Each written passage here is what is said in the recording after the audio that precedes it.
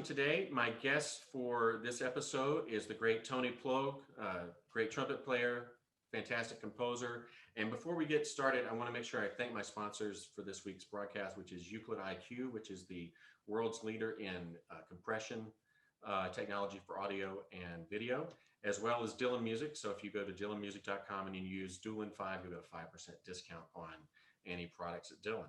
So Tony, great to finally see you on here. Yeah, it's great to be a part of Mark's Mouthpiece. It's the cheesiest title I could come up with. No, it's great. I like it. You know, and also before we start, I wanted to see if you could tell this story. So this is one of my favorite CDs ever. It was one of the first things I listened to. And I think when I first contacted you on Facebook years ago now, I said, I brought that recording up that it was like a record, it would have worn it out. And you told me a story about when you were leaving Malmo that people broke into your house. Oh, yeah. And yeah. And so you want me to tell that story? Tell that story, because it's pretty funny. Okay. It was actually, I played 2 years with the Malmo Symphony. Boo Nielsen actually got me that job. And it was the dress rehearsal for the final concert that I played. And it was the first half of the rehearsal, and somebody from the administration came on stage to me and they said, you have to come off stage, you have to call your wife.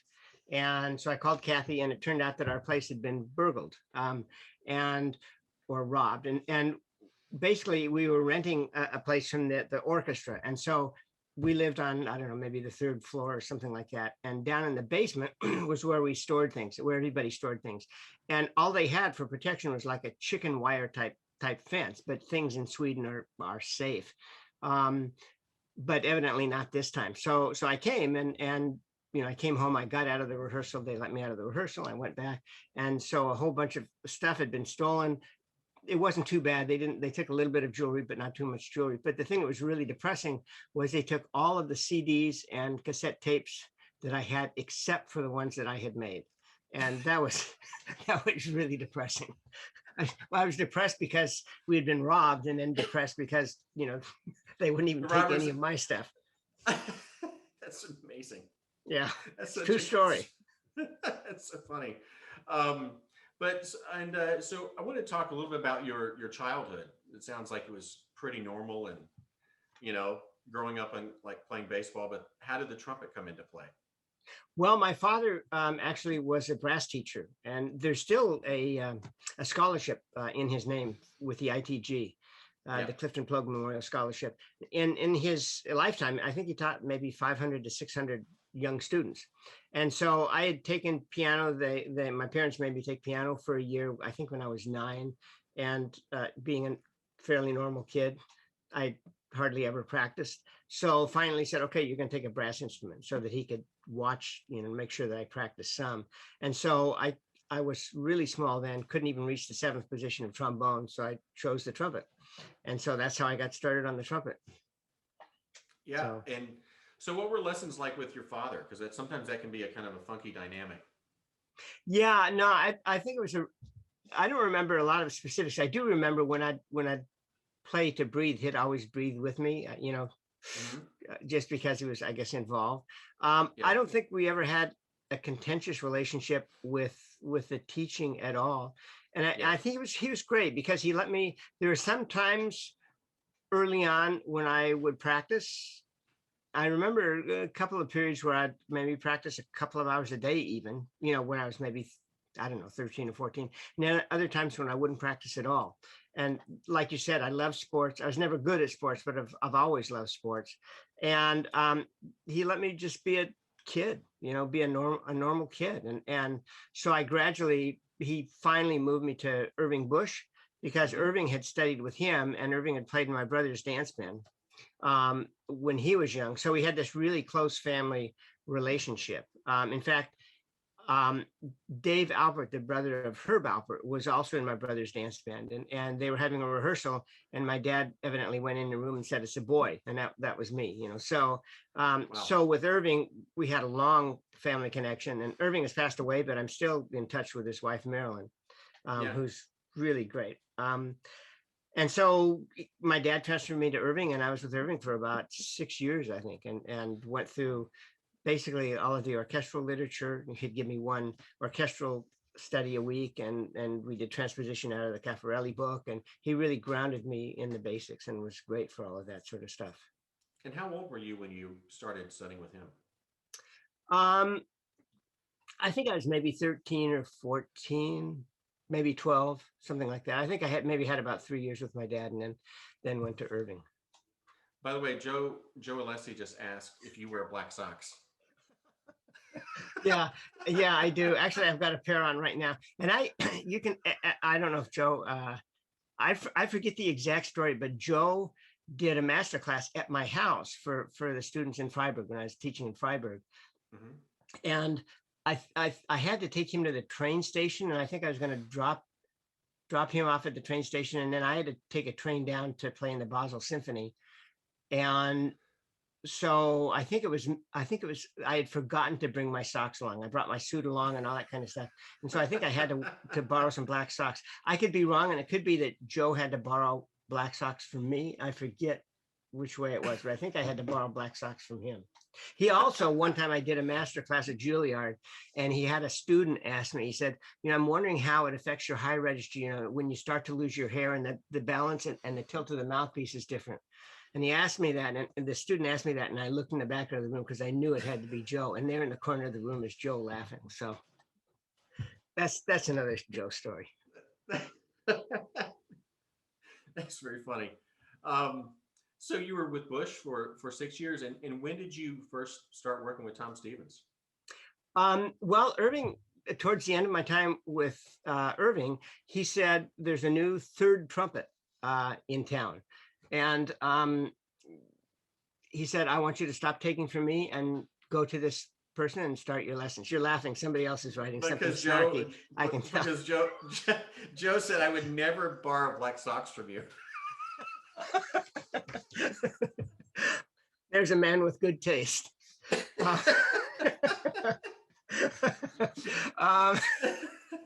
Boy, this is getting dark right away, so to speak. But anyway, Irving, this is going to be a tough interview if Joe keeps at it. So come on, Mark, stop. Give me a break. I've got to get serious here. So anyway, Irving said there's a new third trumpet in town who's great. And I want you to stop with me and start with him. And at the time, I was almost saddened because I thought Irving thought that maybe I just wasn't doing such a good job as a student, or maybe he was getting tired of me or whatever. And it turns out that this new third trumpet was Tom Stevens. He had just gotten into town, and I think I might have been Tom's first student in Los Angeles. And so then I went to Tom and studied with him. That was over a summer, and that was the main period of time when I studied with Tom. But it was hugely influential. I mean, yeah. I was so lucky having my father and then Irving and Tom. Yeah. What do you remember about those lessons with Tom? I would leave the lessons being depressed and inspired at the same time. I'd be depressed because it was like he was opening up this whole new world to me, things that I had just never considered before. But I'd be inspired because I was learning so much. Right. So that was the main thing. And I think with him, he talked about concept rather than here's how you do it. And I don't think he ever talked about breathing, but I've never heard anybody that used air like Tom. But he never talked about that. But it was always musical concepts. It was always a lot of transposition, phrasing, concepts about music and stuff. And he was always really hard. I mean, hard in a really nice way, because his favorite phrase to me was, that sounds like shit. And I never got the one compliment I got was I played something in one lesson and he stopped and he said, what did you do wrong? And I said, what do you mean? He said, what did you do wrong? That sounded good. But at the same time, I think I practiced like crazy. That summer I was practicing 6 hours a day. And I think he knew that I just loved it. And I ate it up, and I loved it when he said that sounded terrible. And, that's bad, and change this and do this. And because I was just soaking it all in, so I think, even though if you maybe would look at a transcript, it would seem really pretty awful what he was saying to me. It was actually incredibly positive. Right. That was just right. Tom's way of doing it. I mean, the first lesson I had, he gave me an etude and he said, I want, this is before copy machines were really that popular. Yeah. So it shows it was a long time ago. And he said, I want you to copy this by hand. And so you'll have a copy, and then play it for me next week. And so my second lesson, the first thing I played was that etude, and I got finished and he looked at it and he said, you copied very well. Have you ever considered doing that as a career? And so that was sort of like, okay, that's how Tom, could be really direct about things. Right. But he was great. He was really great. Did he introduce you to Stamp? No, Russ Kidd did. I living in Los Angeles, everybody knew about Jimmy Stamp, and my roommate for a number of years was Russ Kidd. We played together in the brass quintet, and Russ was about 3 years older than myself, and Russ and his brother are still really, really good friends of mine. And so Russ and I were roommates, and I think I was complaining about my chops being stiff and, bad chops, the typical complaint. And he said, you should take some lessons from Stamp. And so I did. And I didn't take a lot. I think I maybe took 6 overall, but they were really, really helpful. Yeah. Yeah. So, and that would have been, and Stamp played a lot in the lessons too, right? It was like a lot of copying. Not in my case, not all that much. I don't remember him playing that much. I think he played some, but not an awful lot. Yeah.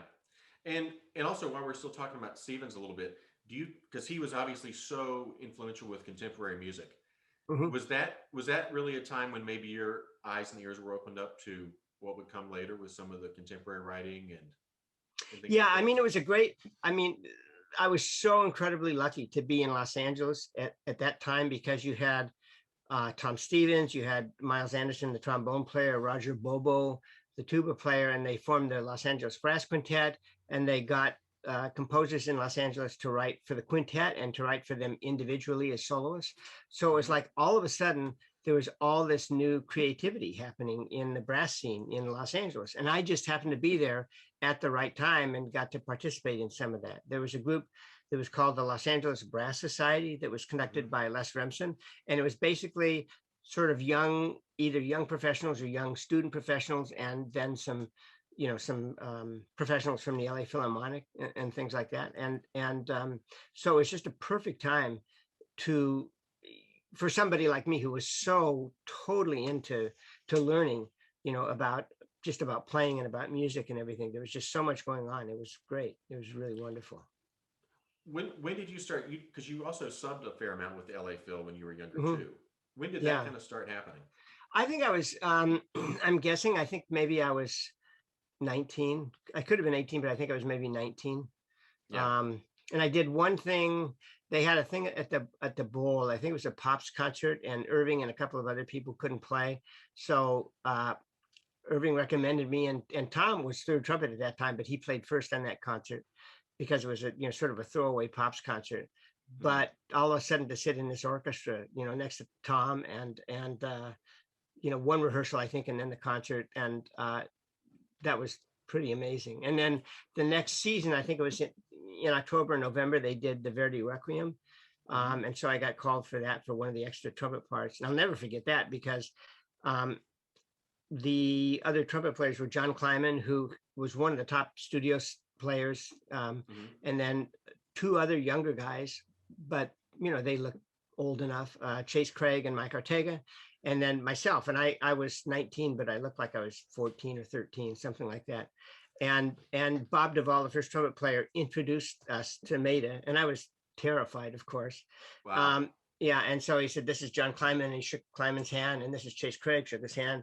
This is Mike Ortega, shook his hand. This is Tony Plog, and he looked at me like this for a second, and then he shook my hand, and then he took Bob Duvall by the shoulder and walked in the corner and was talking, and I could see Duvall was saying, "It's okay, it's okay," He just looks young. Wow. Yeah, and so I was I was scared to death. Wow. But it turned out okay, and I ended up playing extra with him then after that. Yeah, I feel like you told me a story about playing Petrushka as an extra. Oh yeah, oh right, yeah. About rhythm and Tom. About rhythm, there was something about rhythm. Yeah. So what was that line that he said? Well, it was a great line, actually, and it worked. And I had a lesson with him once where he said, have better rhythm, and I said, how? Because I was trying to have good rhythm, and he said, subdivide, and of course I should have thought of that before, but then he sort of showed me how to subdivide and everything. But we were doing Petrushka, and it was the 47 version where it's just 3 trumpets. So it's Tom and Mario, and then this little Tony Plog, this 19, 20-year-old kid. And there's Rostropovich was conducting. And there's a he was great on Tchaikovsky fourth, but Petrushka, he was not so great with time changes. But anyway, there's a 6/8 part where it goes 1, 2, da-da-dum, 2, da-da-dum, 2, da-da-dum, da-da-dum, that part. And the first rehearsal, I was sort of nervous, and Tom and Mario were perfectly together, and I wasn't quite with him.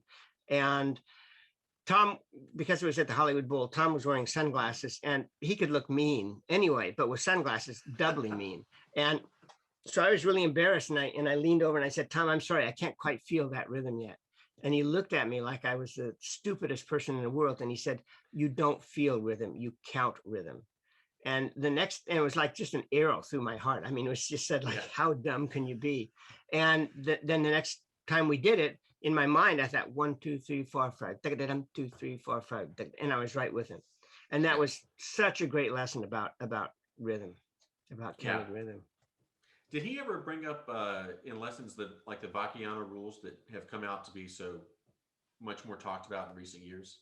He did, but he didn't call them Vacchiano's rules. He was newly back from New York, and so Vacchiano had made such a big impression on him that so many things that he talks about in Vacchiano's rules were what he talked. I was maybe the first person that he tried him out on, because I was maybe his first student. And have you heard the Vacchiano's rules CD, DVD? Yes. The section is called His Disease. Yes. That's me. Because he sent me a copy and he said, I hope you don't mind. I wish he had actually mentioned my name, but he would mispronounce my name and call it Plog's disease. And so there'd be a couple of other students going around Los Angeles who would come up to me and say, hey, I've got Plog's disease too. So that was not, that was typical Tom. But he was that was, basically, I think so much of what he talked about was what he later called Vacchiano's rules. Now, was this during the same period you were playing principal in LA Chamber Orchestra, or was that a little bit later? This was before Los Angeles Chamber Orchestra. Okay. Yeah. This was actually before I played in San Antonio Symphony. So I was in LA until I was, I think maybe 21 or 22. I think 22 maybe. And then I went and played in San Antonio for 3 years. And so this was, before I left for San Antonio. Okay. And then, so you were in San Antonio for a little bit, and then 3 years, right? 3 years, right? Mm-hmm. And so what was that period like for you, having your own, like a full-time job for the first time? Do you remember anything that was new or that you had to adjust about your playing, or? No, I don't think I had to adjust anything in my playing. I did try an experiment. I think it was my first year that I tried this experiment. I actually I played the last 6 weeks of one season, and that's sort of how I was hired in a way. I mean, I did an audition as well. But my first season, I tried to make a change where I only practice on C trumpet. But after a couple of months, I just ended up being really stiff. So that wasn't a change. And I don't think I made any changes in my playing. The second year that I was there, Bill Bing was in the section, and also Glenn Fischel was in the section. And so that was, I think, the best section in the orchestra that year. And Glenn was unbelievable. I mean, he was he had no fear about anything, and he would do things that nobody else could get away with, and he would do it, Yeah. So we had a lot of laughs. Wow. That's quite a section, though, between the three of you guys. It was really good. We had a really good time together. I was sort of the real serious trumpet nerd. Bill was sort of in between, and Glenn was like, he didn't care about anything, sort of. But he was such a great player. Yeah. Oh, absolutely. And one of the more underrated principal trumpet players, I think. Glenn. Great. Yeah, great. Sure. I mean, just imagine this. It's your first job in an orchestra. You come in, it's the first rehearsal. You're playing second, right? And this is absolutely what Glenn did. The first piece we did that season, which was my second season, was Pavane by Morton Gould. I don't know if you know that piece. Okay, I think there's a 4-bar introduction, and then there's a trumpet solo that goes bum bum ba da da da dee ba da da da da. So it's just, a very light pops tune, nice tune, but a popsy tune. And it was for a pops concert. And the conductor stops, and he was actually a real tyrant, could be a tyrant, but he was trying to make a joke. And he said, "Mr. Plog, could you bend that note like Joe Venuti, who was a jazz violinist?" And he says, he thought he was being very funny. He says, "Does anybody here know who Joe Venuti is?" And this is 30 seconds into Glenn's first rehearsal. And Glenn raises his hand and he says, "Yeah, he's a pimp from Chicago." And and that totally brought the whole orchestra apart, and he was like that the whole time. The end of the season, you got me started on Glenn Fishel, but the end of the season, we hadn't ratified the contract, and Alessandro, the conductor, started out the rehearsal by yelling at us for not ratifying the contract, going on for 5 minutes and literally banging the podium and swearing at us, which you can't do these days, but you could back then. And people in the orchestra were ashen faced and stuff. And he finally, one last time, he said, "I can't start this rehearsal until I calm myself down. So I'm going to step off the podium, bang, bang, bang, bang. But if you don't ratify this contract, you're just a bunch of DD fools," right? Yeah. He steps off the podium. Glenn just very calmly picks up his trumpet and starts playing "What Kind of Fool Am I?" So he had absolutely no fear of anything. So anyway, I don't want to get up on a Glenn Fishel storytelling thing, but he was great. But that's an amazing thing to do. Yeah. Well, he just, he was very fast in the way you would think, and he just didn't care. Wow. So talk a little bit about your next position in Utah. Okay. That was a big point. Yeah, that was also. So I came back to LA for a year. I was actually fired in San Antonio, which is not a great career, recommendation for your first job. That happens to the best of us, I guess. Yeah. And so I came back to LA for a year to freelance, and then I auditioned for Utah. And I knew the conductor, Marisa Bravanel, because I had been a student at the Music Academy of the West and had played pictures there. And so I played 2 years with the Utah Symphony as I think my first year was assistant principal trumpet, and then the last two, or the second year, was associate principal. And Bill Sullivan was the principal trumpet. Wonderful man. Yeah. And go ahead. That was a period too. I'm sorry, but that's a period where the orchestra was recording quite a bit with Utah at that. They were, and talk about bad luck. My first year in the orchestra, they would take 2 weeks towards the end of the season and just record. And my first year, they recorded the complete orchestral works of Edvard Grieg. The year before I came, in those 2 weeks, they recorded Mahler's first, fourth, fifth, and sixth. So I missed recording those symphonies with the orchestra. Yeah. Grieg, Mahler. Yeah. Yeah. A little bit different. Yeah. So you were only there for a couple of years, right? Yeah, 2 years. Yeah. 2 years. And then is that when you moved back to California and did the LA Chamber Orchestra? Yeah, I moved back to California, and I had when I was in San Antonio, I had gone to Chicago to take a lesson from Adolf Herseth, who was my big trumpet hero, like so many young players. And it took about 2 years for the real lesson to sink in, which was, I'm never going to be the kind of player that can play in the Chicago Symphony. I didn't feel like I was physically strong enough, and I didn't feel like mentally I just sensed this incredible strength from him.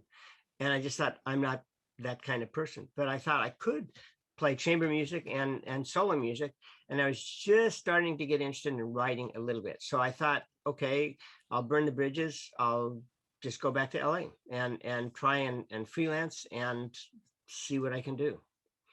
And at that time, there was probably a lot more work than there is now. I think, yeah. I mean, I was never a big studio person because I was just a legit player, just a classical player. So I'd get called for some classical scores, but I was not versatile enough to do other, types of recording sessions like a Malcolm McNabb or John Lewis or somebody like that.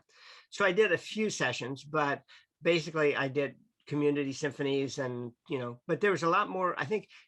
There's this sort of trickle down thing, like if studio work dries up, then the people who are not the number one in the studios will start playing community symphonies, and the people in the community symphonies then go down to lesser community symphonies and so forth. And I think that's been happening lately. That's the impression that I have. I mean, Yeah. even before COVID. Yeah. And so, and then you were in LA for a while, but at what point did Europe come on your radar? Well, I actually moved back to Utah because I wanted to try, and again, being ever the idealist, I moved back to Utah in '89 because I just wanted to try and pursue a solo career and be a composer. Yeah. Neither one of which was making me any money at that time. But my very good friends, Nick Norton, who played with the Utah Symphony, and his wife, Claudia, they're both heroes of mine. They lived in Utah. So I thought, if I'm going to starve, I can be with some good friends. And so I moved back to Utah, and I met my wife, Kathy, on a blind date. And she had never been to Europe. And it just out of the blue, I got a call from Bo Nielsen in Malmö, Sweden. And he said, the first trumpet player they're making him take a leave of absence. Would you be interested in coming and playing for a year? And so we talked about it. And so we ended up going to Sweden, and we've been in Europe. We've lived in Europe ever since. And we got married in Sweden. Yeah. Who played trumpet at your wedding? Well, we couldn't find anybody good. So we had to ask Håkan Hardenberg, and he said he would do it.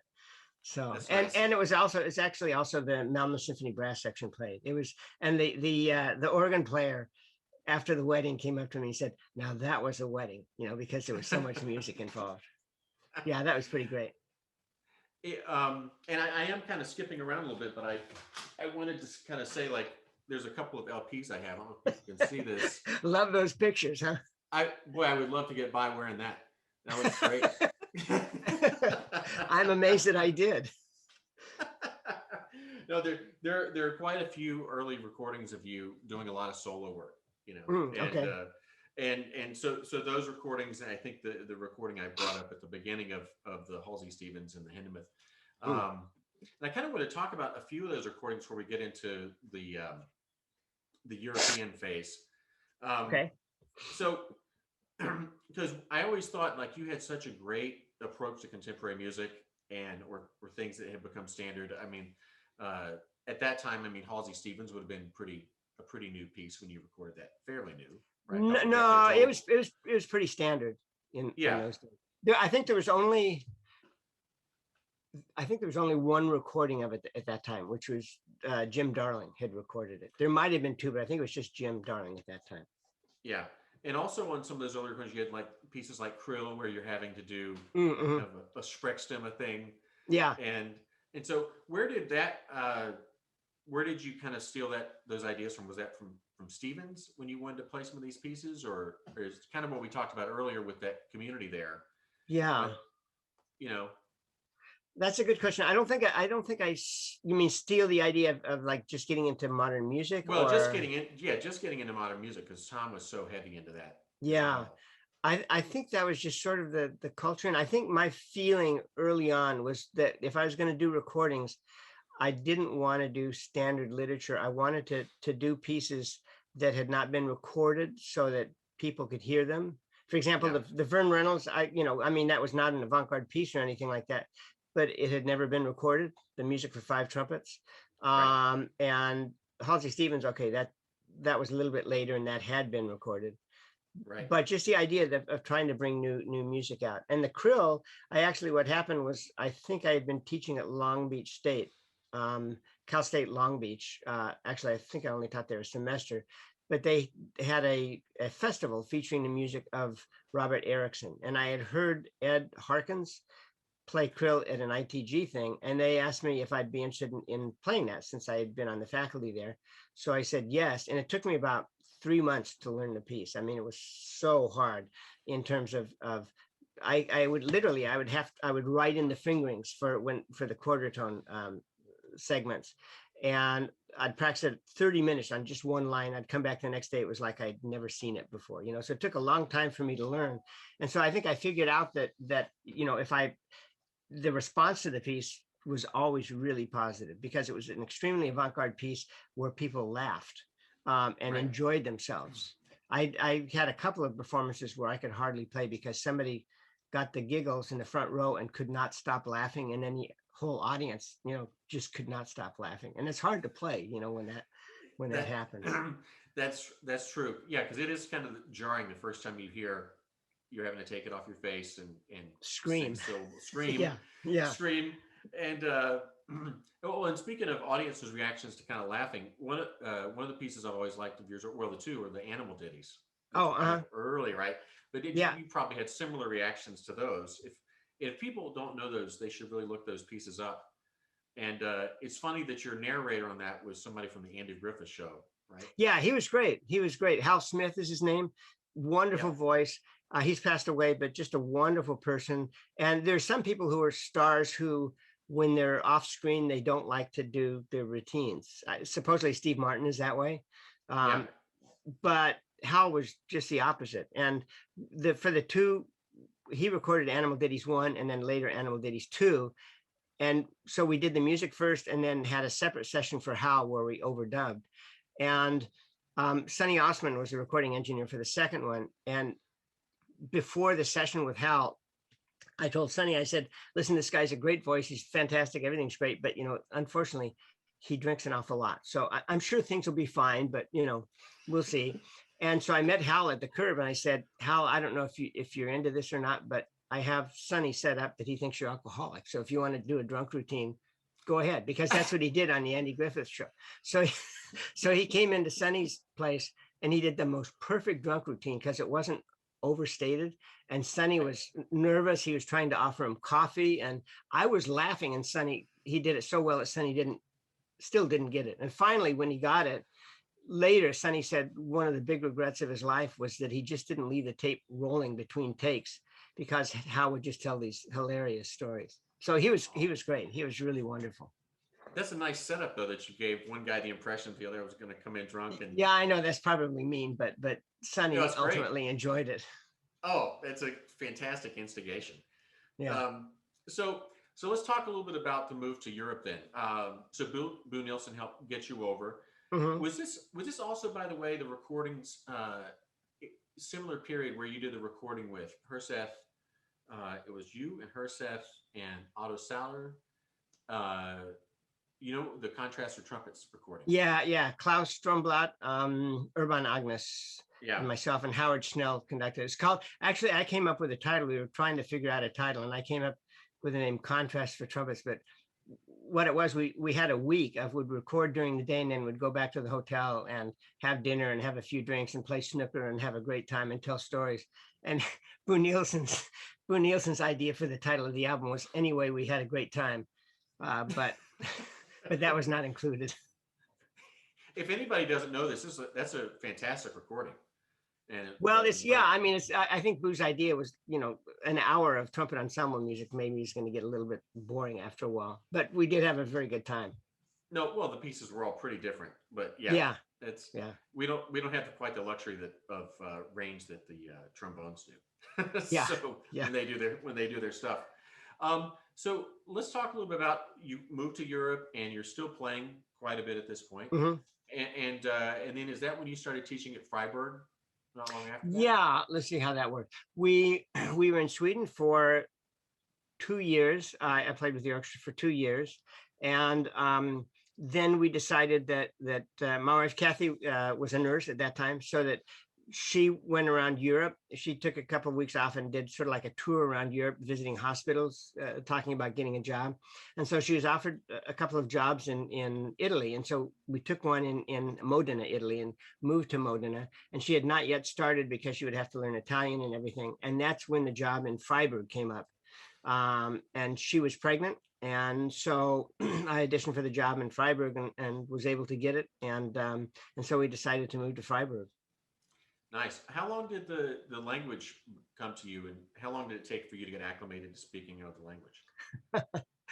That implies that I speak it really well now, which I don't. I mean, I certainly get by. I speak German every day, but I actually in 1984, I think it was, I did a teaching exchange with Ed Tarr, where he came over and taught at USC where I was teaching, and I went and I taught at the Schola Cantorum for 6 months where he was teaching.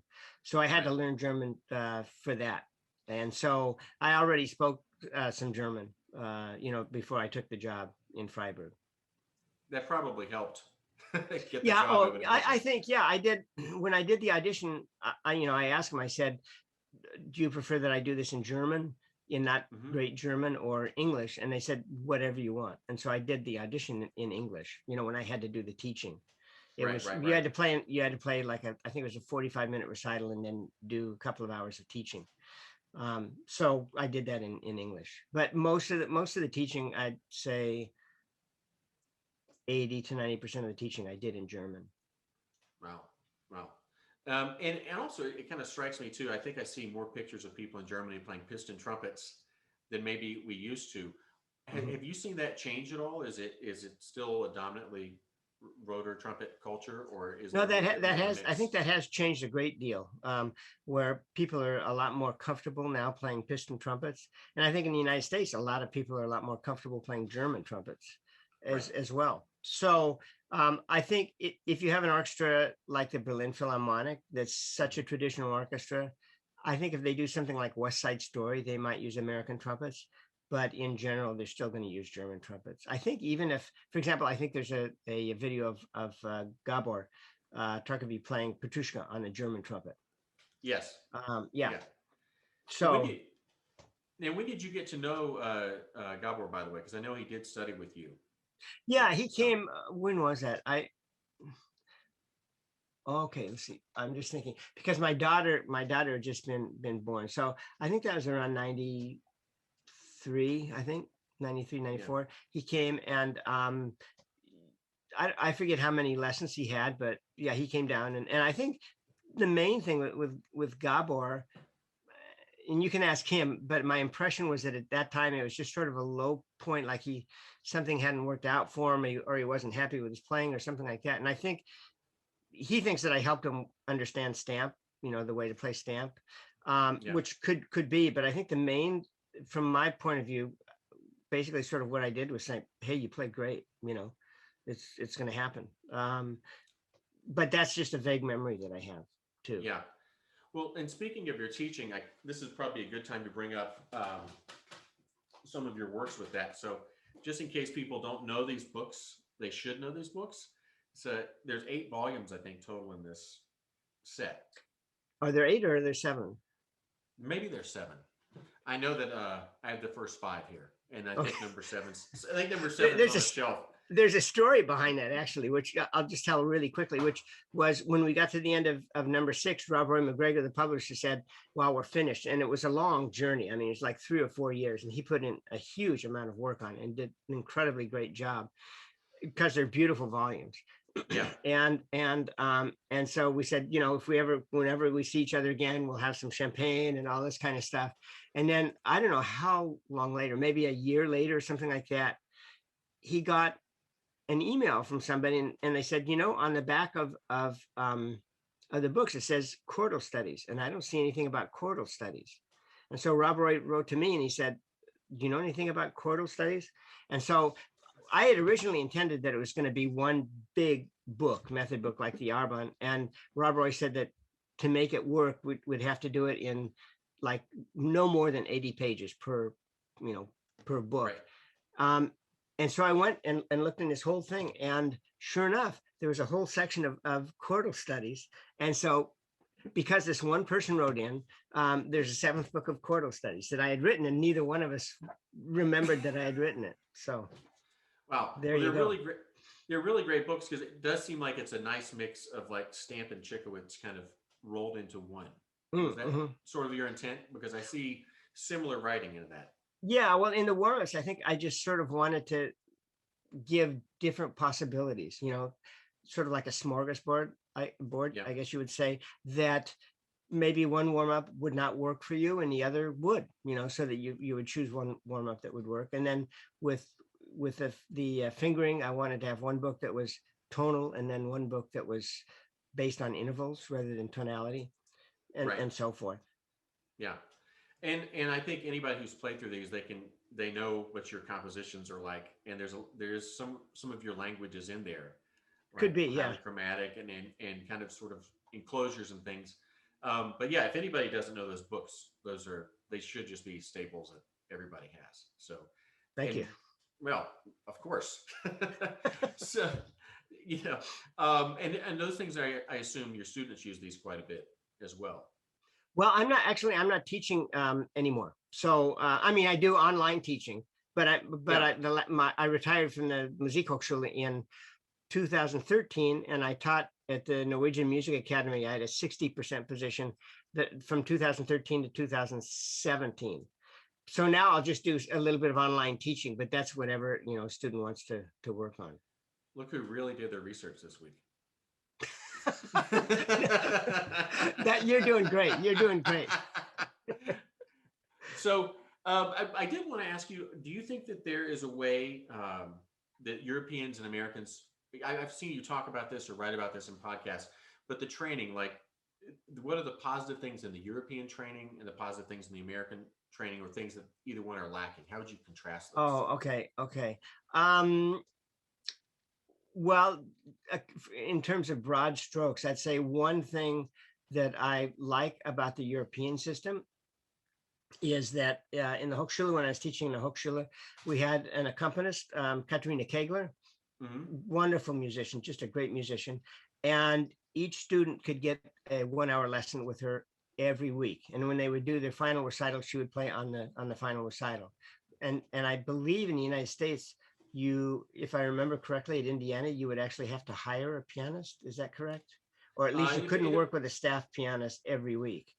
It depends on the school. Yeah, at IU, we definitely had to hire somebody. Yeah. And yeah. Yeah. I mean, I don't know. There are not too many schools I can compare Freiburg against. I think Norway, you didn't have as much chance to use a pianist as in Germany. Right. And that may be changing. One huge advantage in America is that they have wind ensembles, which they usually don't in Germany, and the orchestras meet every week. I think like 2 or 3 times a week. And I remember one time when I was teaching at IU for either Ed Cord or John Rommel, I was doing a brass rehearsal in one room for Tchaikovsky Fourth, and another orchestra was rehearsing Mahler Sixth in the next room. And an orchestra down the hall was doing the Prokofiev Classical Symphony. So I mean, there were so many opportunities to play. And in Germany, they have what they call projects. So one, like maybe 2 or 3 week term in the semester, the orchestra would do a project where they'd prepare for a concert. And we had a couple of semesters in a row where the main piece was, one piece was Beethoven's Seventh, and then the next semester it was Schumann Fourth. Both great pieces, but both only 2 trumpets. And so that meant basically you had no orchestral experience at all for those 2 semesters. And that's a big advantage. When I was a student at UCLA many moons ago, we played in wind ensemble a couple times, 3 times a week, and also in orchestra, and covered a lot of literature. Yeah. Is there much training with the ear training that you've noticed? Or I mean, I know you might not have as many American schools compared to, but just based on your experience, even as a student. I think I'm not sure what the United States is. I think in France, solfege, at least according to Hopen, is really big. I think he had to have maybe 8 hours a week as a student. I never had any solfege at all as a student, and I don't know if that was an exception or not. I think in Germany, I'm not sure actually if you have to do that or not. Yeah, but you didn't have any solfege growing up. No, no, and I never had piano in. As I think I mentioned when I first started, I played piano for a year, but never practiced it. And when I was at UCLA, I went to a junior college my first 2 years, and then I had to take what I think it's called proficiency exam on piano, and I really wasn't good at all.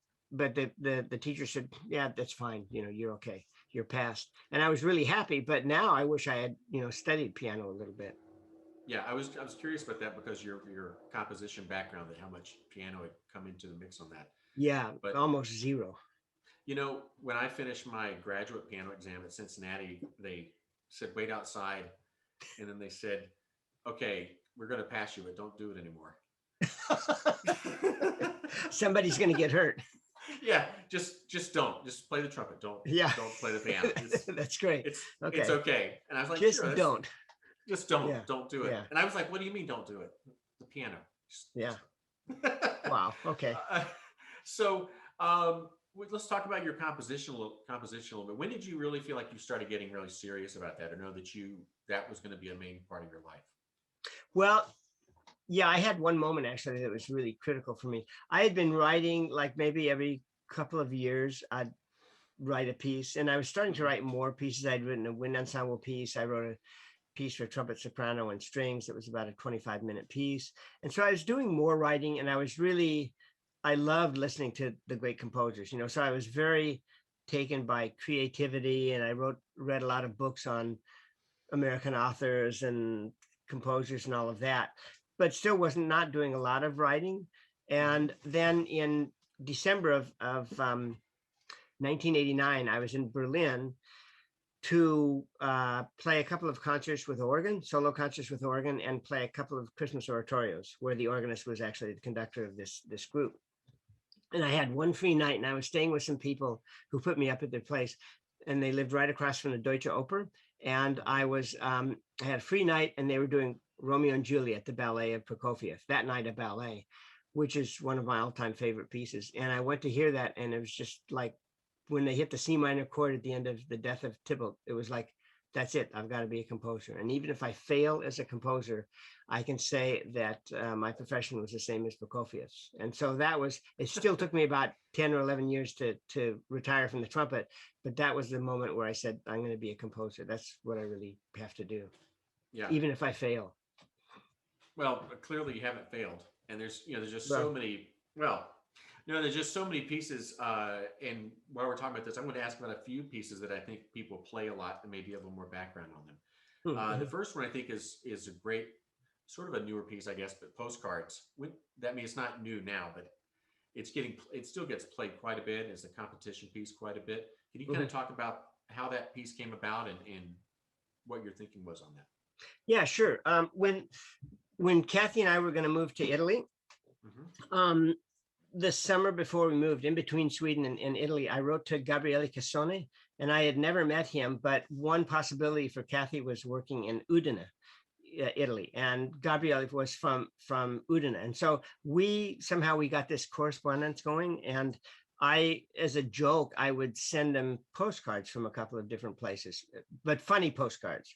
Like There was one from Salt Lake City where the front of the postcard was totally black, and it said Salt Lake City at night, meaning that there's no nightlife, and a couple of postcards like that. And so Gabriel asked me to write a piece for him, but not like a big deal piece, just a shorter unaccompanied piece.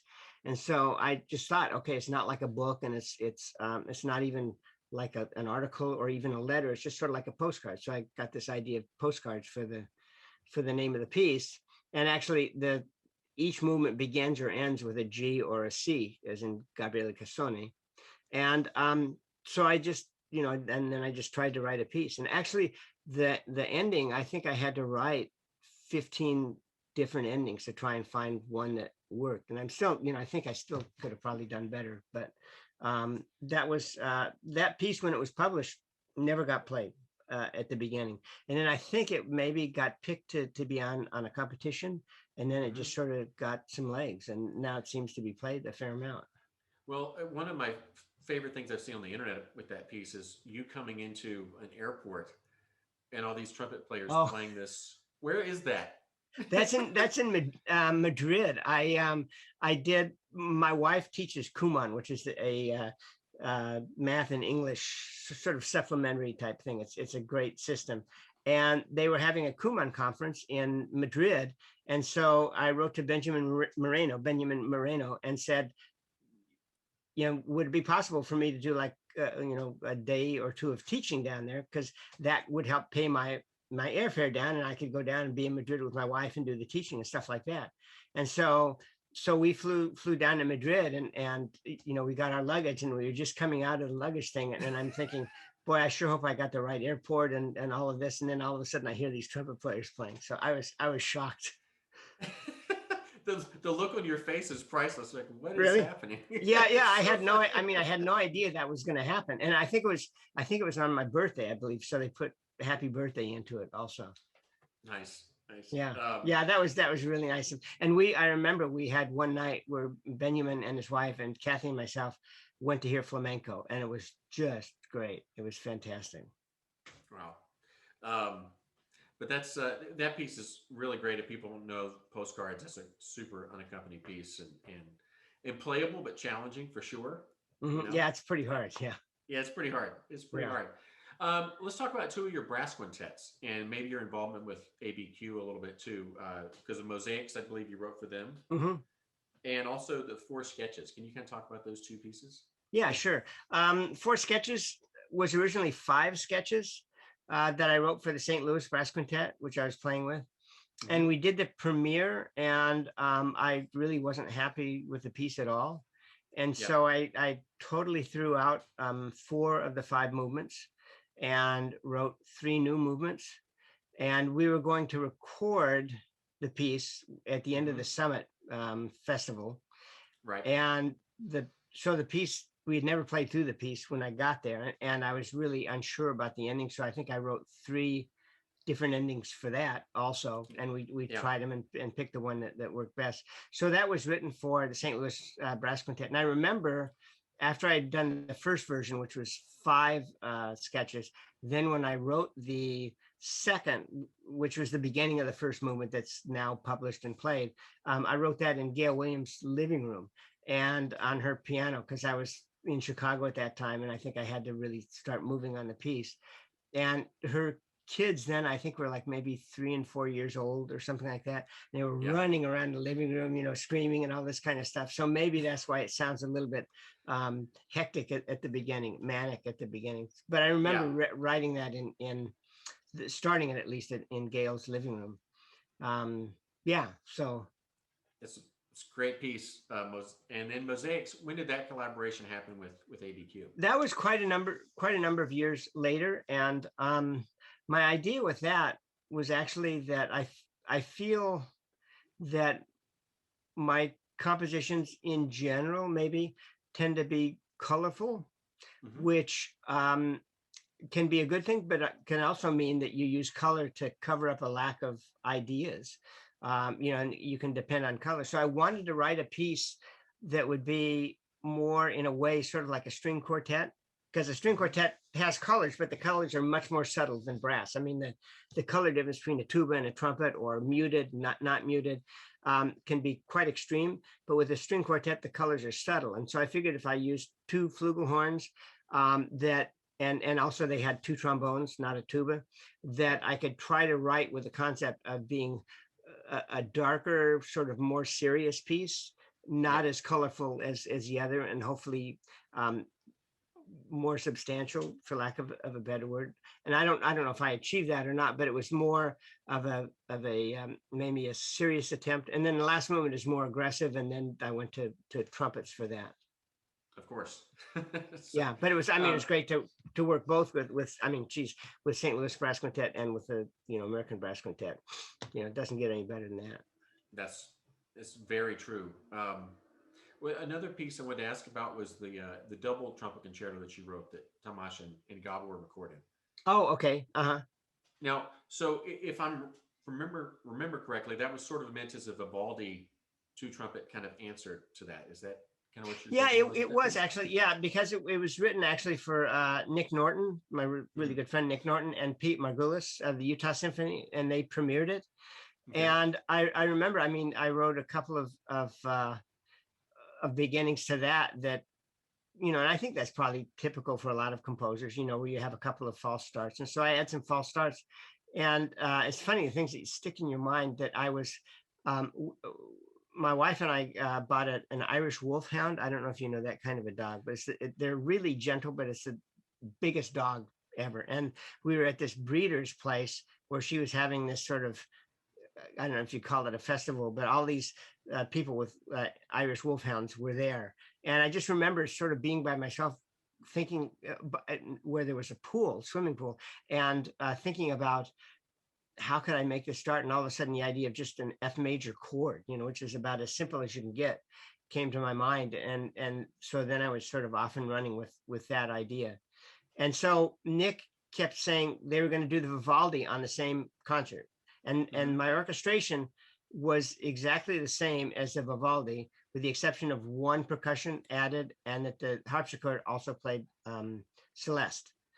And Nick kept saying, put the Vivaldi in, and I said, Nick, I don't think I can do that. I can't find a way to do it. And every couple of weeks, he'd send me an email or call me up, is the Vivaldi in yet? And I could be wrong on that. You'll have to ask Nick, but it was something like that. And finally, just at the end, for the coda, I found a way to do it. And actually the last measure is actually a quote from Pulcinella too, Vivaldi combined with Pulcinella. So yeah. So that's due to Nick Norton. There's so many great brass pieces. Anybody that should go to Tony's website and look at the composition list, and it's enormous. But I know you've also kind of maybe shied away from writing for brass as much because you wanted to write, like the operas and things that you've worked on. There were two I have not heard them, but nobody has. Well, nobody hears any opera right now, but but the Sacrifice and Spirits, those two operas, very serious topics. Maybe if people knew about them a little bit more, they would be interested in playing them more. How did those? I believe Spirits is a Holocaust-based opera. Yeah, it's a Holocaust theme. What happened was a really good friend of mine for many, many years is Mike Burrell, who lives in San Luis Obispo. And I used to play the San Luis Obispo Mozart Festival. So I would stay with Mike and his wife.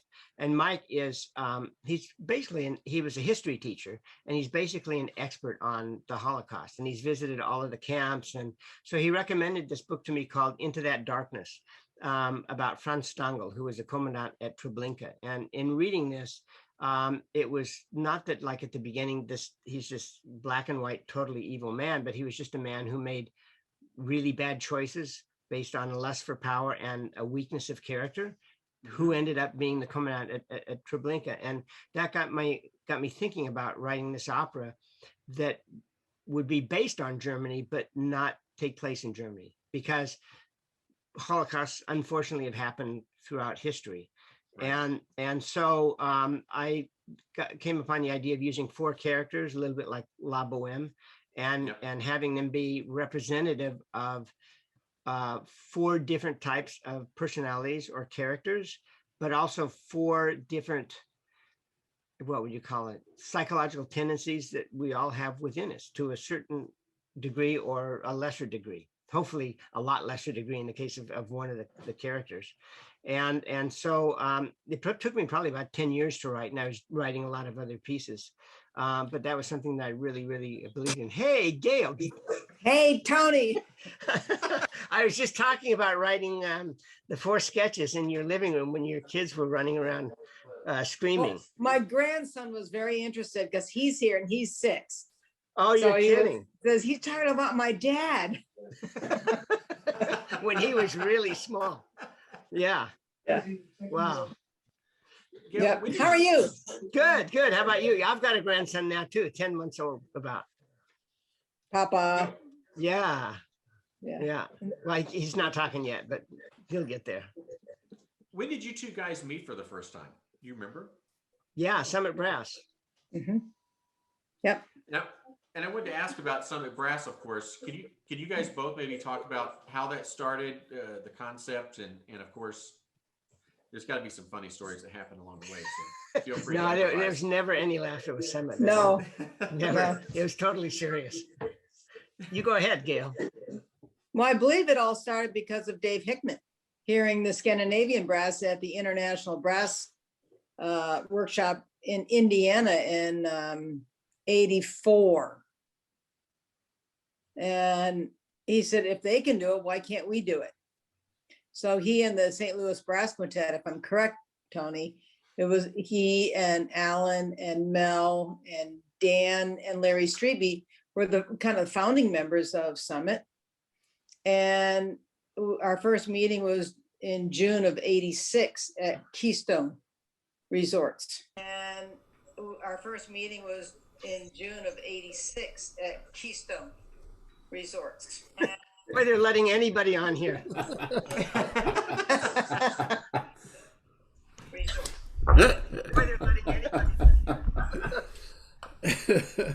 Morning, Alan. You got it. Morning. Hi guys. Wow, great to see you. Are we Hi. keeping you up? Is that Surprise, Tony. That's What? why we started at 10 in the morning, so we didn't get past your bedtime, right?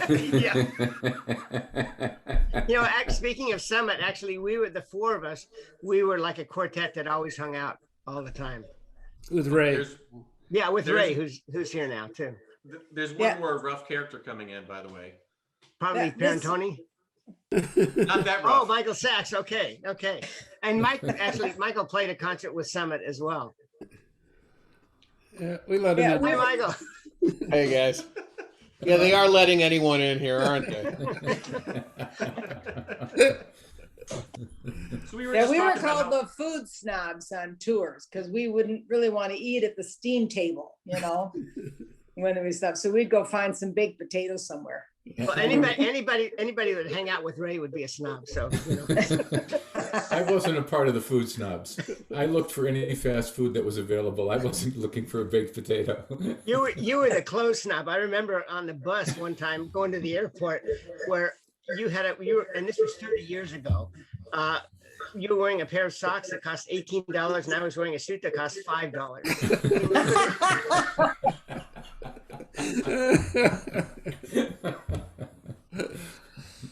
Yeah, I'd like Tony to at least give my wife credit for the fact that we introduced Tony and Tony's wife and my wife worked together in New Haven back when my wife was in graduate school and Kathy was in nursing school at Yale.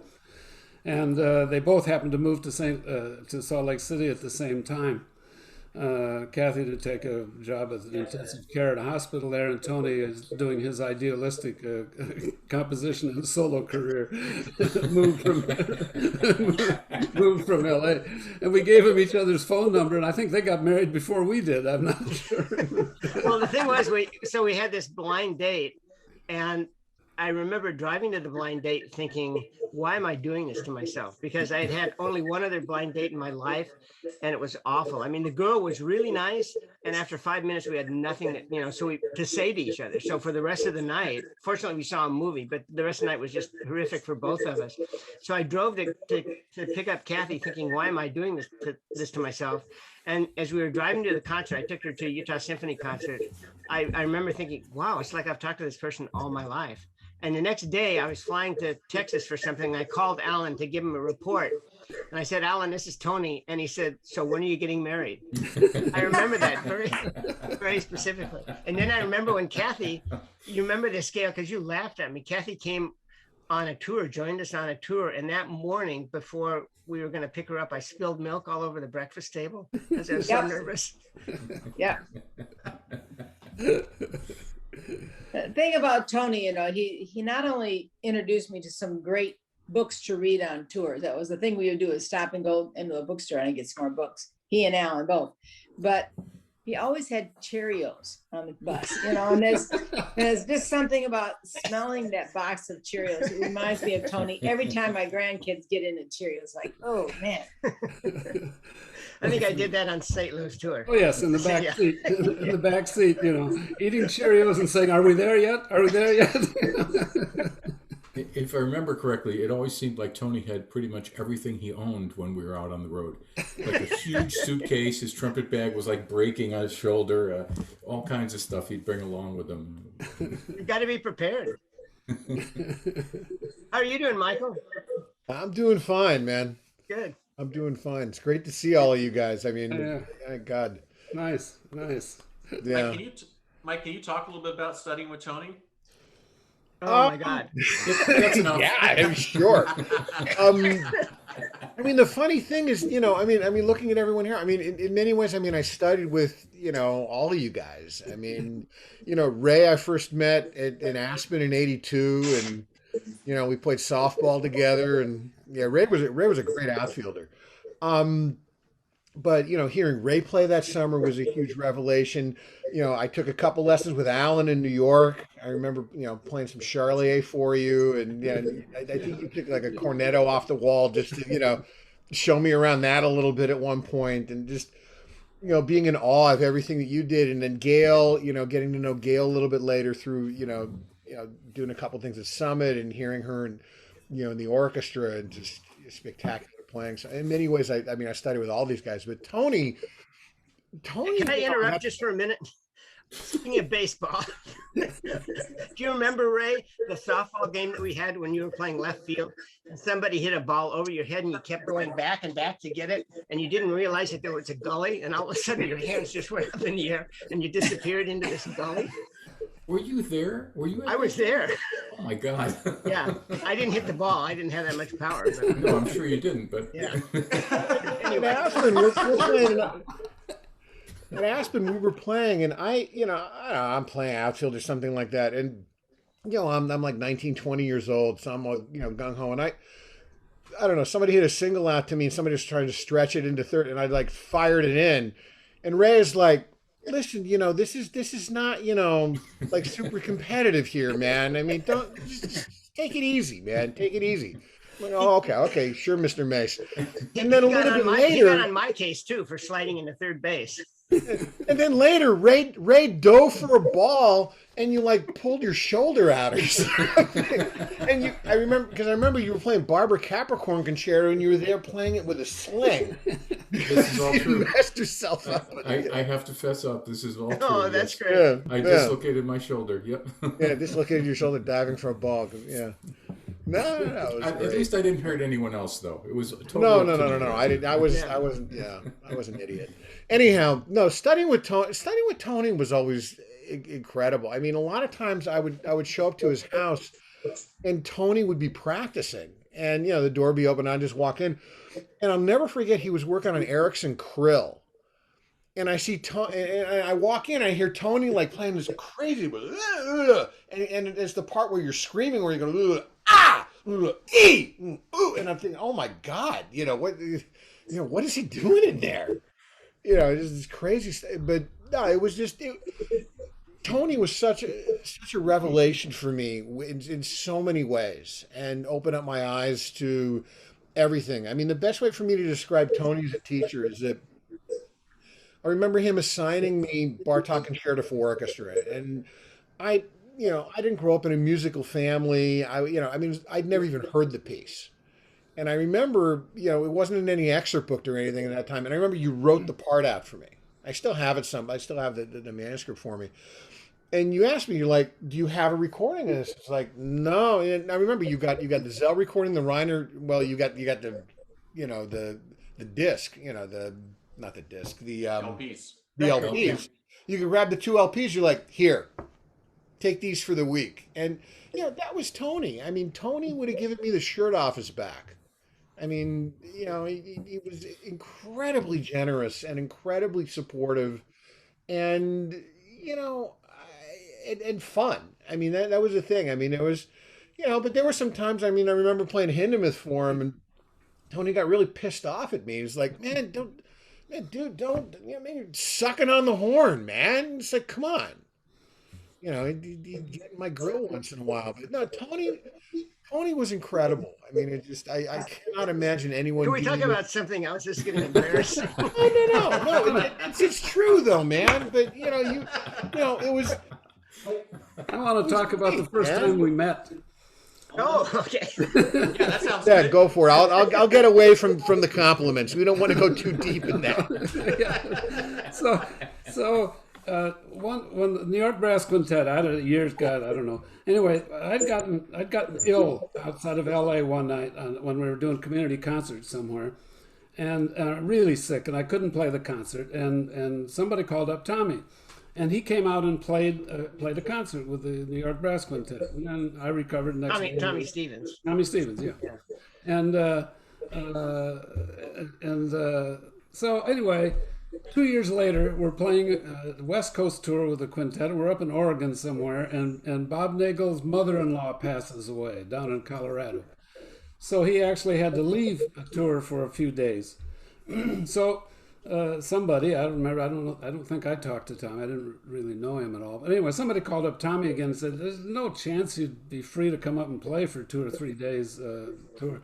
He said, no, and forget it. No, I'm in the orchestra. He said, "But I got this student that knows all the literature, and he'd be fantastic." So I said, "Sure, that'd be great, because we needed somebody like tonight, you know."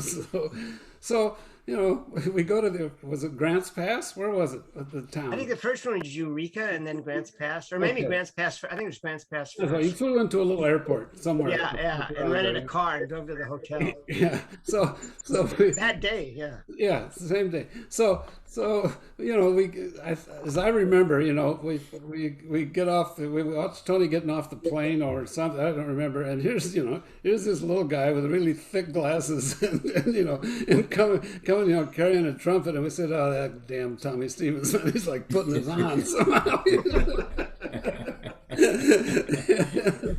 Yeah, that was our first thing, you know, and he played with us for like 3 days. It was fantastic, of course, except when you stood up and knocked the chair out. Yeah. The first bow that he took, he stood up and knocked the chair completely off and vertigo stains. I had to run after the chair and get it and bring it back. But yeah. Anyway, that was our beginning of a long and wonderful friendship. So yeah, that was great. That was really great. Actually, I remember you did a piece by Alec Wilder that at the end of the movement, it had this really hard thing with the entire brass played in unison. It went, and the high note was like a C sharp. And I didn't know that piece, because I think that was like a New York type piece. And when we had like a 30-minute rehearsal, and then you guys had dinner and then the concert, and I mean, I didn't even come close, and you guys started laughing. you couldn't help yourself. And so I spent the whole time when were eating, you know, working on that phrase. Tony, what does this New York type piece mean? Oh, sort of stuffy and hard to listen to, and you sort of get the drift, you know, not accessible like an LA type piece. Hey, Tony, Yeah. tell about your lesson with Bud Herseth. That's a good story. Okay, let's see. Well, I mean, one of the things was that in the middle of the lesson, I mean, it was great. It changed my life in that 2 years later, I realized that the main thing I learned from him was that I was never going to play in a big orchestra like the Chicago Symphony, that I was not mentally or physically strong enough to do that. That was the big lesson, the big takeaway. But in the middle of the lesson, he said, "Do you have any questions?" And I said, "Yeah, I have a tendency to smile in the upper register. What can I do?" You know, and I thought he'd give me Arban's this page and etc. And he said, "Don't smile." And is that what you're talking about, Gail? Or? No, about cleaning a horn. Oh no, that was Edelstein. That was Bernie. Yeah. Oh, that's Edelstein. Oh, Yeah, okay. yeah. I had a lesson with Edelstein. I went up to visit, still a really good friend of mine, Martha Ahrens, was my girlfriend at that time, and she was studying at the Cleveland Institute. She ended up later playing flute with the Cleveland Orchestra for a great many years and still is doing great. But I went up to visit her and had a lesson with Edelstein. And in the middle of the lesson, he asked if I had any questions. And I said, yeah, the E that in the top part of the staff tends to doesn't speak very well. That was always a bad note. You know, what can I do about that? And he said, well, let's have a look at your horn. And he was in the basement and he had this big sink and he ran some water to run through my horn, and all this crap came flying out of my horn.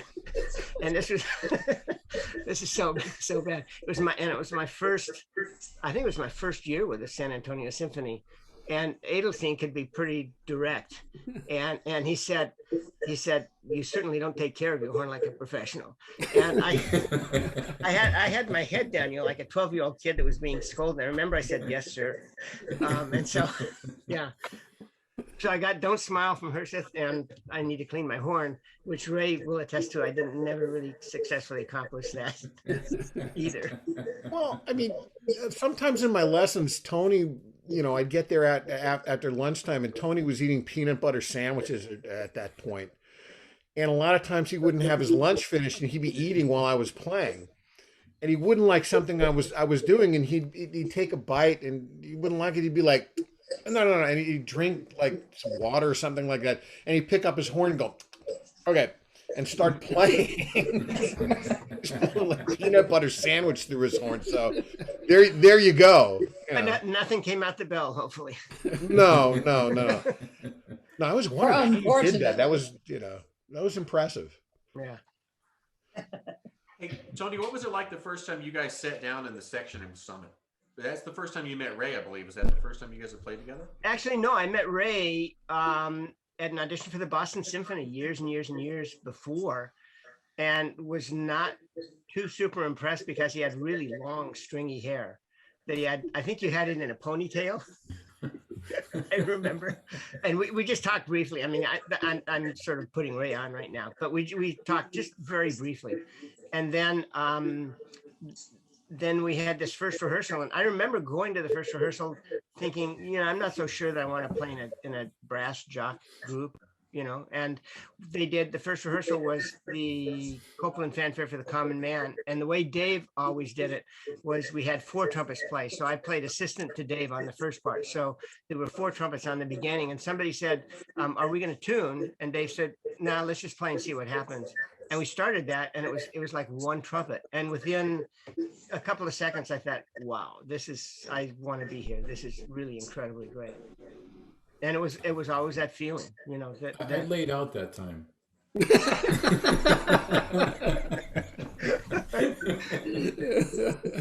It was just always this feeling of like musically, it was such a great thing, but yet the friendships were so deep and ingrained and wonderful. And the bus tours, we laughed hysterically on the bus. Yeah, it was. I would get off a tour and I'd say to Larry, oh my gosh, my sides are so sore from laughing all week long. Yeah. And also, with Ray and Alan in the group, when we did old music, they really led us in terms of phrasing in that style. It was always a competition. Who could ornament more? What was great with Alan was when we'd be on a St. Louis brass quintet tour, and it would be towards the end of the tour, and would have a long day in the car or something like that. And Alan would be in a real grumpy, cranky mood, and then when he'd ornament, he'd really go outside. It would, it would be in major, and he'd start ornamenting in minor and stuff like that. And it was like he's not going to make it back to tonic, and he always did. But the best ornaments came when he was really in a bad mood. That was great. Yes. Yeah. Good old days. Yeah. Oh, those were great. Those were really great. And then Michael played one concert with us too, which was great. Yeah, I played a couple things. There was one time up in Colorado. I remember I was sitting there hanging out with Alan, and some kid was coming around with something. He was having everybody sign it, and so you signed it, and you looked at me and you're like, here, because you noticed Tony hadn't signed it. Just like, you need to sign it and say Michael Sachs for Tony Plog. Here. No, it was always there was always something going on. Whenever I hung out with somebody, there was always something going on where somebody was busting Tony's chops. always. But you guys came and did a show in Akron. I think it was the last time you were playing with the group, Tony. Mm-hmm. And we're at the airport, and I drove you down to Akron just so we could spend a little time. And you were like, why don't you come, sit in the group? And at the airport, all the guys were like, hey, come sit and play the second half or something like that. So I'm like, okay, convince me. So I remember the first time I'm out there, and I hadn't rehearsed anything, and Fanfare for the Common Man starts like, boom, boom, boom, and I'm sitting out there thinking, what the hell am I doing out here? This is great. I'm sitting next to Tony. I'm playing with these guys. It's like, what? I should be in the audience, like relaxing and listening to this. And we played some stuff out of pictures also. Okay, yeah. And I just kind of laid back and played like what I normally play in Great Gate, and just kind of, laid low. Didn't want to get too intrusive. But that was fun because I got a chance to actually play with you like that because there were really, when I think about it, I only think we played together a few times very, very early. I think we did a Messiah together once in LA, Really? maybe a couple other Huh. things, but we rarely got the opportunity for us to actually perform together. Yeah, actually, that's true. So I really cherished that, you dragged me on stage in Akron like that. Yeah, that was fun. A lot of things Screaming and end in kicking. Akron in weird ways. Yeah. Tony came to Akron when I was teaching there, and he picks up my trumpet to demonstrate for some kid, and he looks in it and he blows as hard as he can, and this nasty gunk came out of it, just like what the story you just told. I had forgotten about that. Yeah, it made me feel right at home. Oh. Oh dear. Ray, could you talk a little bit about the work you guys did with Tony on Mosaics and maybe how some of that came about? Yeah. I guess the first thing to say is that we were lucky that we had it in time for the performance. That's right. Yeah. Because let me see, we were on tour. We had prepared some movements of it, and we were in Oregon somewhere. And I remember that was going to be the premiere. And it may have been like the day before that, in the old days, all you had was a fax machine. There was no internet. I remember standing by a fax machine in somebody's office, and, parts are coming through that we're going to play the last movement of this piece on the performance the next day. And there it was. So, Tony was always very punctual about this sort of thing, I guess. But we were lucky we got it in time. But we played it a good amount. We played it on tour a whole season. We played it in New York. We played it, a lot of places and stuff. I think it's great. It's not played like the Four Sketches. For some reason, No, it's people not. never played it as much. Yeah. But I think you even said that you thought that was really a comparable piece, was every bit as good as Four Sketches. I did too.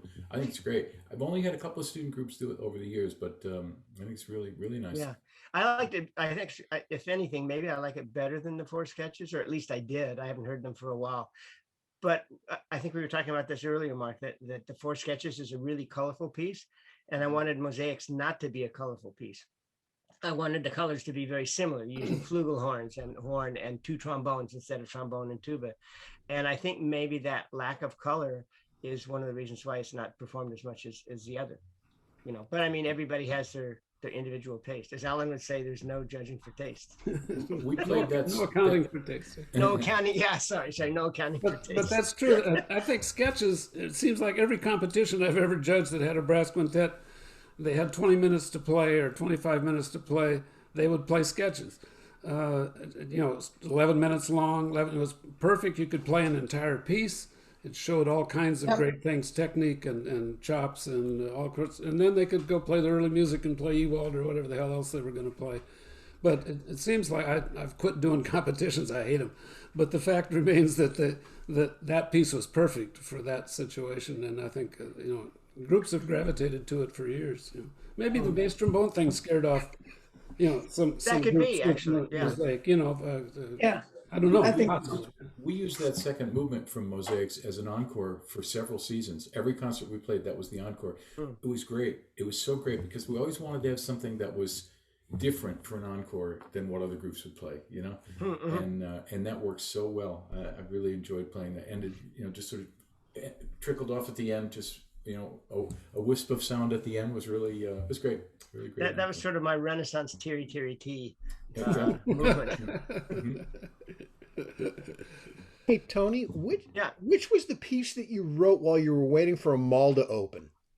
Was that the beginning of Four Sketches? That was the second movement of Four Sketches. Yeah. I remember you telling me that you were like sitting there, you got there early and you're waiting for a mall to open. And you're like in the car thinking, oh. Well, it wasn't. Oh, it was like I was panicked. That was another one that was like sort of a last minute thing. And actually, I think, guys, I mentioned this to Mark that up in Summit when we did it, we had like 2 weeks to rehearse, and then the St. Louis was going to do an album. I think we had 2 weeks to rehearse, or maybe we did the album the first week or something. No, at the And end. so there's, pardon? We did it at the end of that high school. Okay, Yeah. and so there was very little time to put it together. And so I wrote it. I think I wrote 3 endings to the piece, and we chose the best one and put it together. Well, I will always say that the octet that you wrote, Tony, is just one of my favorite pieces. Not because it doesn't have horn, unfortunately, but I think it is such a successful piece. I've done it many times in different places. I do remember one with you, Michael, down in Georgia, where Chris Martin handed me the score and said, please conduct. But I've done it many times with the students here, and it's always a learning situation. And I have to thank you for that piece. Oh, because it's just a great, great piece of music and colors and technique, but also the blend, and it's a great piece. But all the ones that you also wrote for me, so I have to say thank you. oh. I just wanted to say that before my grandson comes in and takes me away. Yeah, enjoy your grandson, that's for sure. Yeah, no, he's sure. doing well. He's with Larry. So Ray, do you remember Dave Turnbull, who studied with Dave Hickman? I know Dave. Yeah. I do. Uh-huh. Yeah. When we first played that with Summit Brass, I think it was like the first or second rehearsal. Did you play first in one choir? I think you might have played first in one choir. I remember. Or I forget, or Dave. Anyway, there's something where I guess Dave had played the piece or knew the part, and he came in and everybody else was sight reading it, and there's some really difficult things in the last movement, and you were sort of, you were just sight reading and you were stumbling your way around it, and Dave just had his legs crossed and was playing it perfectly because he knew it already, practically had it memorized, and Hickman sort of set it up that way so that he could prank you that way. I guess you had to be there. It was pretty funny at the time. Yeah, Turnbull's teaching up in Eastern Washington somewhere now. Yeah, I think somewhere. Yeah. And a place where they make great, huge blocks of cheese. He came out. He had to get some kind of stupid thing for his tenure or become a professor or something. He had to observe somebody, and so he actually came out and lived in New Haven for 3 or 4 days and really sat through some lessons. It was a total fraud, But I remember that typical academia. But the first place they gave all kinds of static because, of course, everybody at Yale is adjunct. So I had professor after my name, but at the end of it says adjunct, and the University of nothing Washington, wherever it is, Eastern Washington, wherever he teaches somewhere, they refused to accept me and the school as a legitimate situation. And so I told Dave, tell him I quit Indiana and gave up a tenured professorship in order to teach at this place. And they finally allowed it, and we had a great time. Dave's a terrific guy, and he's written an interesting dissertation on some subject that I can't remember, but it's really good. So, anyway, the first year at Summit, there was a bar that we used to go to where upstairs they had pool tables, and the locals got into a fight, like a big brawl with some of the Summit guys. And evidently, if I remember correctly, Dave hit some guy so hard that he flew over the pool table. I don't know if that's true or not, but I probably should. I haven't talked to Dave in years, and I hope I don't get him fired now. Yeah, wow, I don't remember that place. Yeah. What were some of the favorite recordings you guys did with Summit? Because that was such an interesting period. You guys had so many recordings. It seemed they were coming, like the Bach recording and the Summit Brass Delights with all the arrangement. And Ray did quite a few arrangements, on there as well. You guys have any memories of any of those recordings that were interesting at all? Remember it being really hard because you're 9,200 feet. I think the recording we did with Gunther of his brass piece was kind of a classic.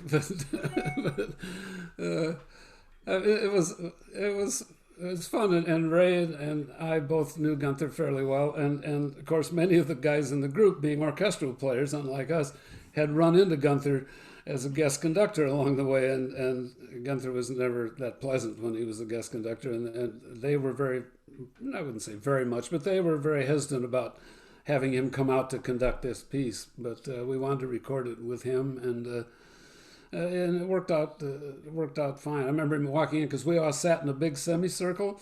Yeah. Gunther walks into the first rehearsal and says, "You can't play my piece sitting like this," and so we had to change to a big band. Well, I don't remember that, but I remember when we played the piece already, so he conducted it, and we had basically we started at the beginning. We played right through the whole piece. We knew it well. We could really play it.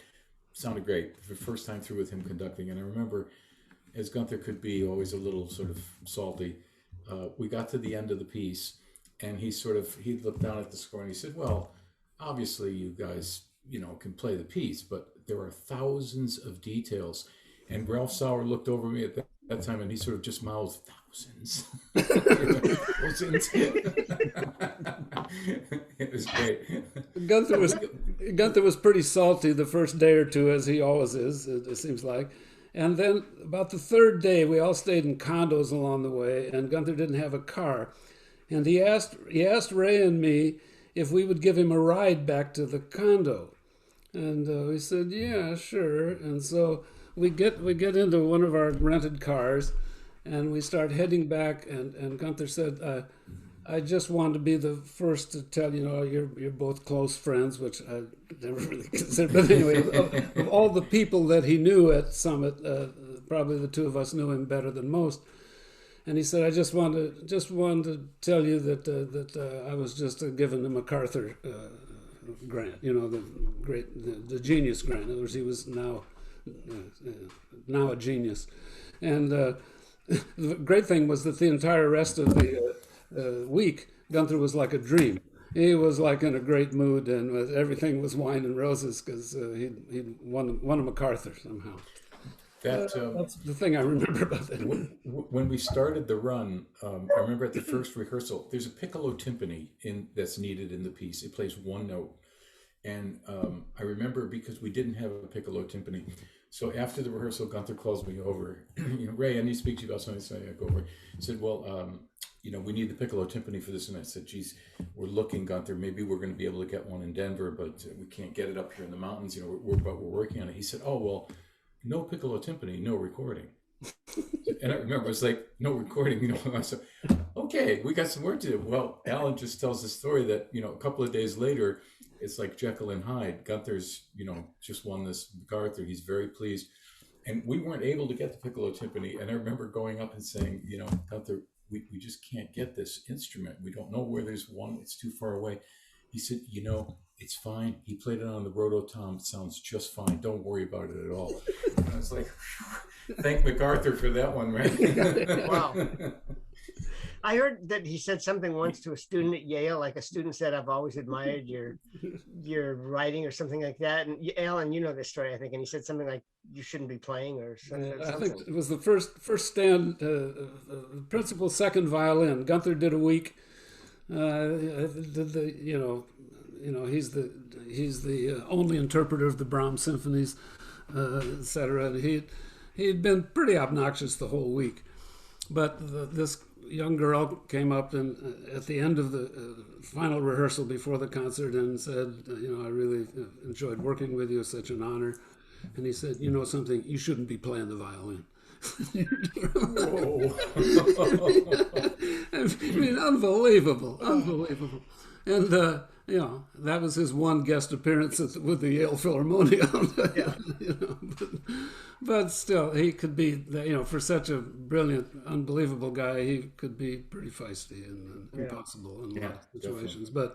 But a genius. He's written so many great books and some pretty great music, including two brass quintets that are both terrific pieces. Yeah.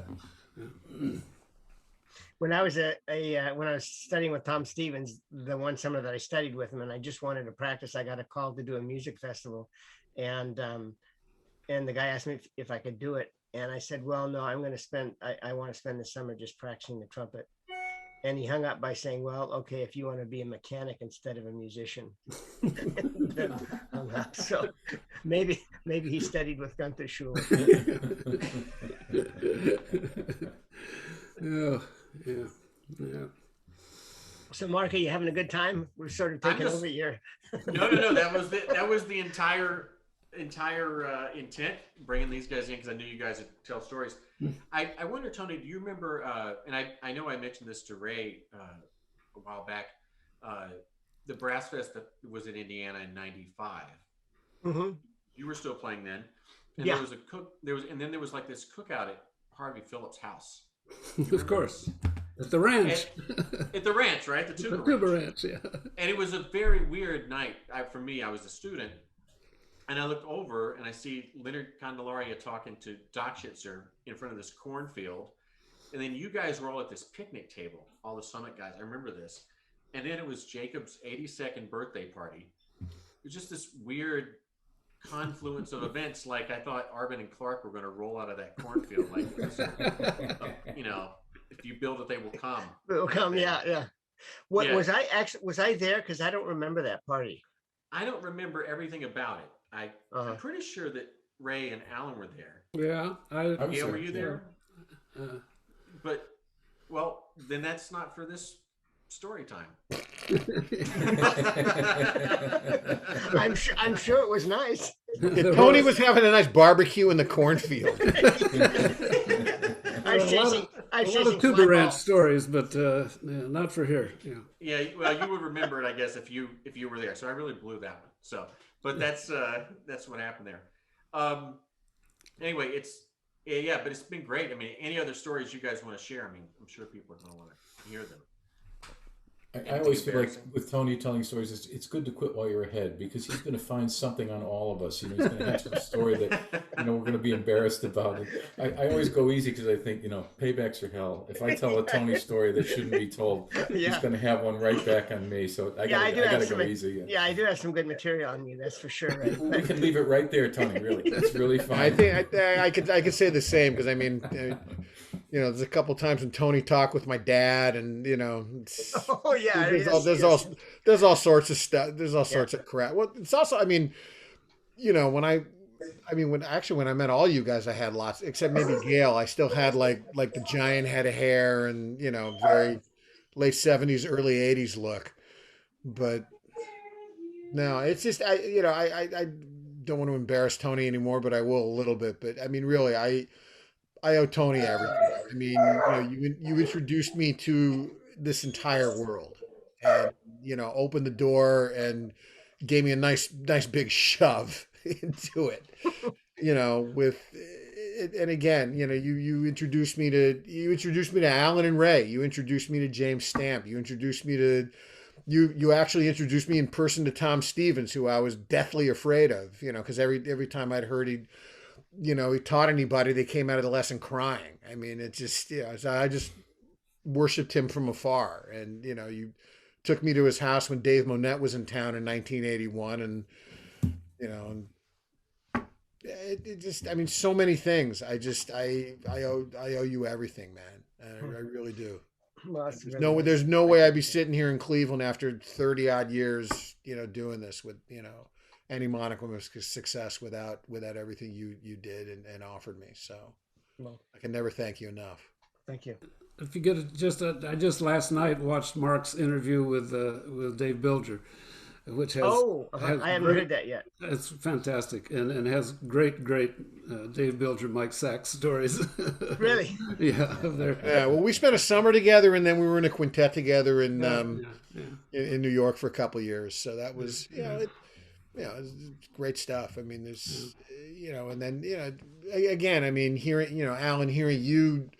Basically anything that you can go into, that's trumpet related or brass related, and hearing you play every possible style imaginable times 20, and just being in awe of that. And Ray, hearing your sound the first time, and your lyricism and your musicality was an illumination for me as a student in Aspen. I mean, really, I owe you guys so much inspiration. And Gail, hearing your playing, over the years, and then getting you to come on tour with us and playing, Mahler 3 with you and Alpine Symphony with you. I mean, it was one of the great things I've ever gotten a chance to do. So, I owe all you guys, so much, and for being so inspiring in so many multiple ways.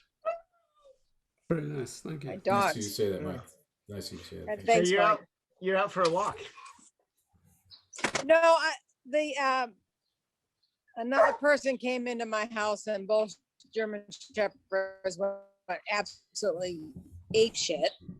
So I'm walking outside. Now they have to come outside with me. So, Oh, okay. yeah. No, I was going to say because of Tony, I had many opportunities to learn how to play some tennis. And we played doubles. And I will never forget, I won't tell the whole story, but playing in the inside at Keystone, because it was probably cold or rainy or something. And Alan, I don't know if it was Julie or who else it was, but I think it was Julie. But I think we took Alan down because of certain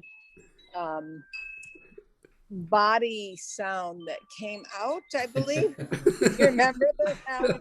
I know that you couldn't serve. I just remember that. It was just great. We were all dying laughing. But because you guys, you made me appreciate tennis and the friendships you can have with music and sports together. And of course, I got to take Tony to Wrigley Field for the first time ever. Yeah, that was great. That was great seeing a Cubs game. Actually, I remember I have two tennis stories about Alan. One was when we were with the St. Louis Brass Quintet, and we had two evenings in a row at what would you call it? Like an old folks home, or what's the big, huge community in the Ozarks? What the hell was it called? I can't remember now, but big. Everybody had their own retirement home. I think it's like a retirement home. That's what they call it. Yeah, big community. And so I think we played a Friday concert and Saturday concert. So Saturday morning we went out to play tennis because they had a lot of tennis courts there, and they said all the courts are filled. The only way you can do it is that you can play doubles against these two guys who were 70, and like I was maybe. I'm not sure. Yeah, we were like in our 30s and 40s or something like that. And it was like, oh, we don't want to do this. And they won 2 straight sets, I think it was. And then the other time was one time I played Alan on another St. Louis Brass Quintet tour, and he beat me 6-love, 6-love, 6-love. So they went that friendship. All I remember is how high the ball bounced in Keystone. It was unbelievable. You used dead balls, and the ball still bounced over your head. I mean, it was a different game for sure, but fun. Yep, we got to come to my house. Got a nice clay court, slow. Ball doesn't bounce too fast. Sounds good. Yeah, it's good. Yeah. Well, guys, you can hang on a second, but I just wanted to thank you all for being generous with your time and everything that you've done for everybody over the years. But seeing you all together on the same page is, it's really incredible. So thanks for doing it. And Tony, thank you so much for sharing. Yeah, thanks for having me, and thank everybody else. Oh, and look at this kiddo. It looks like young Michael. Yeah. Boy, Neat. he looks like his dad. A lot of fun, Mark. Thanks for inviting us. Thank you. Thanks, Thanks for coming, you, guys. guys. Thanks for Appreciate it. asking. Great. Really nice. Thanks, guys. I'll just sign off See you, Facebook. Tony. Behave yourself. Okay, yeah. Take care. Never. Okay. Okay. Take care. Ciao, ciao. Take care.